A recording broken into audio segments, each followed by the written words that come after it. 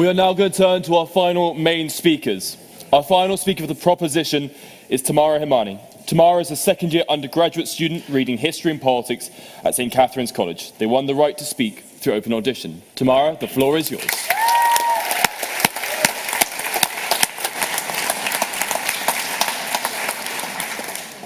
I'm just going to preface by saying I think you might find my arguments a little bit different from those preceding me, but I hope you enjoy nonetheless. So, in early 2012, I was waiting incessantly for what every 9-year-old girl was waiting back then. The next Hunger Games film and the imminent collapse of Syrian President Bashar al-Assad's regime. I didn't know which one was coming first, but I knew they were both coming. I could tell. All right? There was this imminent sense of opportunity, of anticipation, of unexplored possibility in the air. Everyone was asking, all right, the big political questions, yeah? Which countries would support armed resistance? What post-regime democracy would look like? Would Katniss choose Peter or Gale? I mean, this was on our minds, people, all right? But as these discussions continued, there were two kinds of theories that gradually arose, both equally opposed, yet they shared this equal distinct virtue of making me want to stick my head in a blender. So, the first alleges the Middle East, labyrinth of ethnic division, maze of factional strife. The people are too sectarian to know how to use democracy. I mean, what if they did something stupid, like elect some quasi-fascist demagogue who mobilized social hatred to try and start an insurrection? Because that would be stupid. On the other hand, they said we'd have flourishing democracies if it weren't for the godless Russians, the Khaliji bankrollers, the Iranian Shias, and of course, the favorite punching bag at any Arab dinner party, the neo-colonial, racist, American, Zionist, Israeli agenda, all one word, all right? So either we can't govern ourselves and we need some tyrant chaperone looking after us, or we cannot act for ourselves and the Mossad CIA conspiracy has kindly written our history for us. Both arguments deny Arabs any agency, obscuring our own narrative. So I started to argue this back, and that was when my parents stopped bringing me to dinner parties. But this is not a story of either entirely regretting the Arab Spring because democracy in the Arab world leads to ethnic militias, or not regretting the Arab Spring because it was fine until those bloody ajnabis, foreigners, showed up. This is a story of diverse interests struggling against several structural constraints and countless contingencies in the pursuit of freedom. By regretting this Arab Spring as process, as experience, we can say there were things that went wrong, there were things that weren't right, and we can then better appreciate the several factors that interacted to prevent their future repeated emergence. That I regret the way the Arab Spring unfolded does not mean that I regret the call to democracy, which, by the way, has long transcended the specific articulation in which the Arab Spring, in which these calls were actualized. To frame regretting the Arab Spring as regretting the entirety of Arab democracy is to neglect a history of upheavals against autocracy. The uprising in Hama in Syria in 1982, the Iraqi uprisings in 91, the Palestinian intifadas, the Lebanese Cedar Revolution. I know we call it a revolution, I'm sorry, we're trying. In 05, the 2019 Thoda, which again means revolution. We're working on it, okay? We don't have a lot of vocabulary. To name a few. Okay, so let me make my position clear. I will never, ever regret the Arab yearning for freedom. Okay, first of all, it's simply not within my right to. I mean, I'm a well-off diaspora kid who can't leave the house without 3 layers of cashmere. Who the hell am I to tell these guys, all right, whether we should or shouldn't fight for their lives? These people don't need our applause or our approval or, for God's sakes, our god-awful diaspora poetry, all right? They need our help. They need our help enforcing these ideals, okay? Bouazizi didn't light himself on fire because he was a budding pyromaniac. Those Syrian teenage boys didn't write anti-regime graffiti because they had a passion for arts and crafts, okay? One does not place themselves at the end of a gun unless they see freedom down its barrel. I will never regret a people's right to say simply, I deserve to be treated better than I am. but I will always furiously regret how that demand is distorted in its exercise. And this is not a symptom of particular backwardness, but an eternal law of politics, right? Opportunists will distort ideals, exploiting the moral legitimacy and the broad mandate it gives them, and then repurpose them towards partial ends. Opportunism is intrinsic to any revolution. So we therefore must analyze the conditions in which these opportunists thrive by looking at the revolution as a whole. So despite this seeming like a kamikaze mission, I'm going to try to explain why I regret the way the Arab Spring unfolded, and I'm going to try to do it without yelling more than I have already, or using expletives, which should be a little easier because none of you look like my paternal uncle, so we're already halfway there. So, in Egypt, oh God, this is going to get a lot of vitriol, but we're here now. So in Egypt, popular demonstrations forced Mubarak out, 1 year of fragile democracy. Then we have General Sisi in a coup, or whatever you want to call it. I'm going to move on quickly. Backed by Saudi and the UAE, and known affectionately to Trump as my favorite dictator. What an endorsement. So in Yemen, then we have popular protests replacing President Saleh with the wildly revolutionary candidate of his vice president, generating civil war between we have a Saudi-backed government, Iranian-backed theocratic kind of Houthi rebel militias. They're more of an umbrella kind of thing. We have a lot of those. Then we have UAE-backed separatists in the south, and then militias such as Al-Qaeda in the Arabian Peninsula and IS. Hadi is now resigned. He's been replaced by a council. They're pretty much in stasis. In Libya, here we go. Escalating resistance prompted a NATO intervention, helping the rebels depose Gaddafi. That was just about the last thing the rebels did together.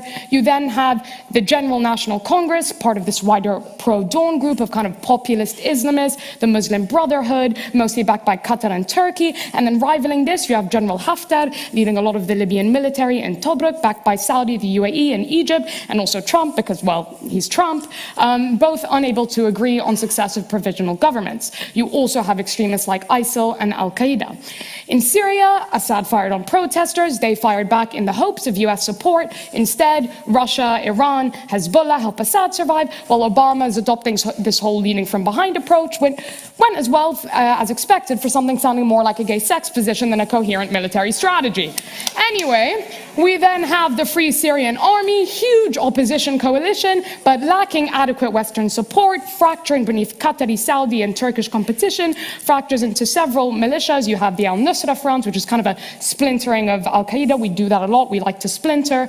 You have ISIS as well, various Salafi militias, Kurdish militias seeking a Kurdish state. Assad has pretty much reconsolidated control.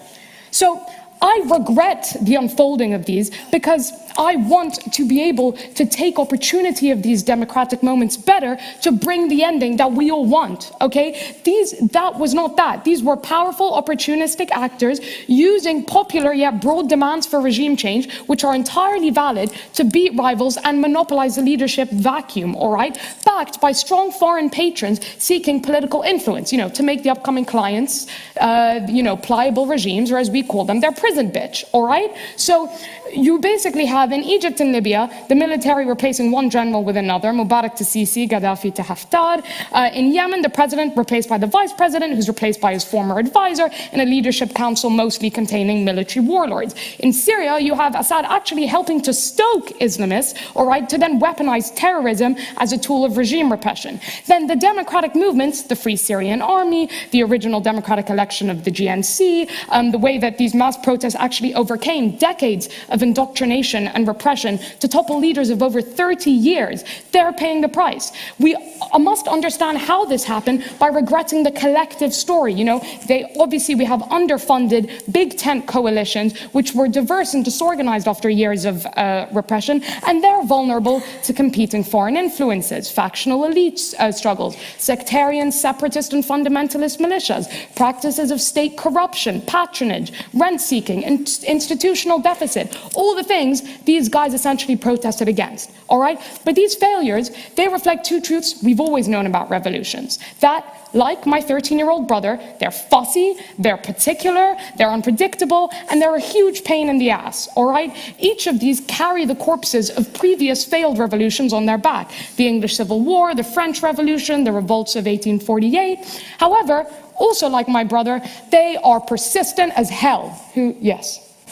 I think the short-term outcome is not the same as you regret the long-term consequences of something, right? So the 1848 revolution, for example, may be defeated in the short term, but the ideas that sort of unleashed could never really be defeated. And don't you think that in the Arab world, the ideas that those protesters were fighting for have not been defeated and continue to profoundly shape and improve our life? Excellent point. Excellent point.